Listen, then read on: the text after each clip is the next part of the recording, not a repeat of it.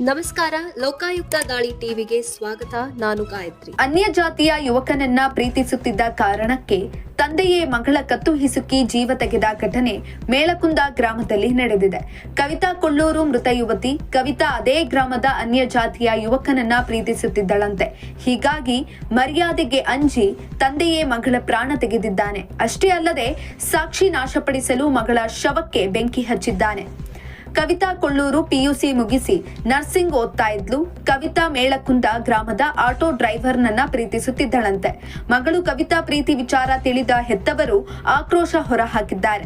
ಮೊದಲು ಮಗಳಿಗೆ ಬುದ್ಧಿ ಹೇಳಿ ಸರಿದಾರಿಗೆ ತರಲು ನೋಡಿದ್ದಾರೆ. ಆದ್ರೆ ಯುವತಿ ಪ್ರೀತಿಸಿದ ಹುಡುಗನನ್ನ ಬಿಟ್ಟುಕೊಡಲು ಒಪ್ಪದಿದ್ದಾಗ ಚಿತ್ರಹಿಂಸೆ ಕೊಟ್ಟಿದ್ದಾರಂತೆ. ಮೊನ್ನೆ ರಾತ್ರಿ ತಂದೆ ಶಂಕರ್ ಕೊಳ್ಳೂರು ಕವಿತಾ ಮೇಲೆ ಹಲ್ಲೆ ಮಾಡಿದ್ದನಂತೆ. ಇನ್ನು ಕವಿತಾ ತಂದೆಗೆ ಸಹೋದರ ಸಂಬಂಧಿ ಶರಣಪ್ಪ, ದತ್ತಪ್ಪ ಎಂಬುವವರು ಕೂಡ ಸಾಥನ್ನ ನೀಡಿದ್ದಾರೆ. ತಂದೆಯ ಜೊತೆಗೆ ಕವಿತಾಳನ್ನ ಕತ್ತು ಹಿಸುಕಿ 3 ಆರೋಪಿಗಳು ಕೊಂದಿದ್ದಾರೆ.